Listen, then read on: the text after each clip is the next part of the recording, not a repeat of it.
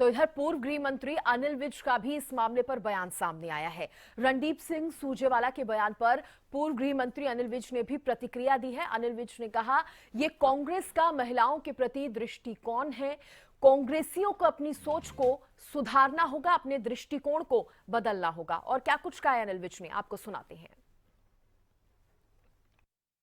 देखिए, सुरजेवाला जी का हेमा मालिनी के बारे में बयान कोई नई बात नहीं है।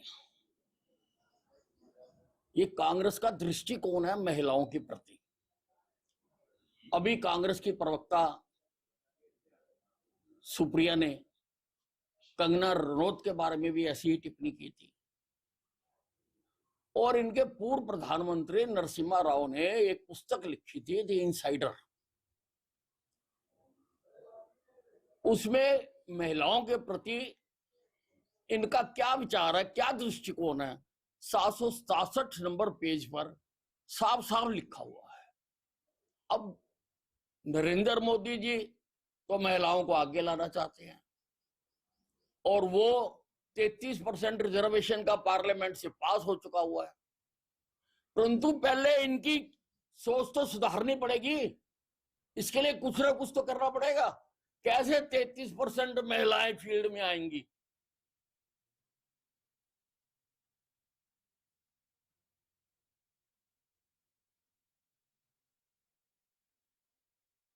हार लाना होगा, बदलाव लाना होगा, खासतौर पर महिलाओं के प्रति।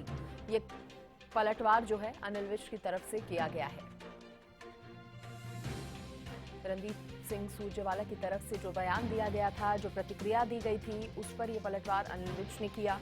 और कहीं ना कहीं सुप्रिया श्री ने जिस बयान का या जिस पोस्ट का मैं जिक्र कर रही थी, उस पोस्ट के बारे में भी अनिल विज ने यहाँ पर कहा कि कांग्रेस की मानो आदत सी हो गई है। और इस तरह के जो बयान है, इस तरह के जो पोस्ट हैं, वो महिलाओं के प्रति कांग्रेस की जो सोच है उसको दर्शाते हैं। कैबिनेट मंत्री मूलचंद शर्मा जी मेरे साथ इस खबर पर जुड़ गए हैं। बहुत स्वागत है सर, सबसे पहले तो आपका हरियाणा न्यूज पर। हेलो जी सर, बहुत स्वागत है आपका। और मेरा सवाल आपसे यही है, इस खबर पर जिस तरह से कांग्रेस की तरफ से हम देख रहे हैं बैक टू बैक, अगर हाल फिलहाल की बात करें तो दो प्रतिक्रियाएं ऐसी सामने आ गई हैं महिलाओं के लिए। पहले सुप्रिया श्रीनेत का कंगना रनौत पर बयान देना, अब रणदीप सिंह सुरजेवाला का हेमा मालिनी के लिए इस तरह का बयान देना। भारतीय जनता पार्टी किस तरह से देख रही है इसे? मेरा सबसे पहले आप ये कहना, आपके चैनल के माध्यम से, इस तरह का बयान देना किसी के लिए ठीक नहीं है। इस तरह महिलाओं के प्रति कांग्रेस की यही तो हालत खराब होगी, इस तरह के बयान देना। जो रणदीप सुरजेवाला सीनियर साथी हैं, विधायक हैं और सीनियर मंत्री भी रहे, इस तरह का महिलाओं पर आरोप लगाना, और महिलाओं के यही कांग्रेस की हालत है। कांग्रेस की जो परंपरा है, यही परंपरा है जिसके कारण कांग्रेस की बुरी हालत है। और आने वाले समय पे जो मोदी जी ने बना दिया, इनकी हालत कांग्रेस मुक्त पूरा भारत होगा और 4 तारीख को 400 पार होगा। आप मानते हैं कि जनता के ऊपर इफेक्ट डालते हैं इस तरह के बयान, जब किसी महिला नेत्री के लिए इस तरह की बातें कही जाती हैं किसी भी पार्टी की तरफ से? नहीं, महिलाओं के लिए इस तरह के बयान किसी पार्टी के लिए उचित नहीं है। और इस तरह का बयान सम्मानित हेमा मालिनी बहुत बड़ी सम्मानित हमारे इसकी स्टार रही हैं, इस तरह का बयान देना सुरजेवाला की ठीक नहीं है। अरे किसी व्यक्ति के लिए अरे घोर अपमान है, और मैं इसकी निंदा करता हूँ ऐसे बयान की। इस तरह का बयान देना देश हित में कभी ठीक नहीं है। और पार्टी कोई हो, व्यक्ति हो, इस तरह का बयान नहीं देना चाहिए। लेकिन सर, आप इसके पीछे की वजह क्या मानते हैं कि कांग्रेस के बड़े लीडर्स भारतीय जनता पार्टी की महिला नेताओं के प्रति लगातार इस तरह के बयान दे रहे हैं? आप क्या इसके पीछे कांग्रेस की सोच मानते हैं या क्या वजह मानते हैं? ये इनकी जो हालत है, चिड़चिड़ापन है, जो हालत देश में मोदी जी का परचम है, उसके ये खौफ में डरे हुए हैं। इस तरह के बयान देने, अलोल जलूल बयान देते हैं। जब भी 400 पार का नारा होगा इनके बयानों से, इनकी मत भंग हो चुकी है।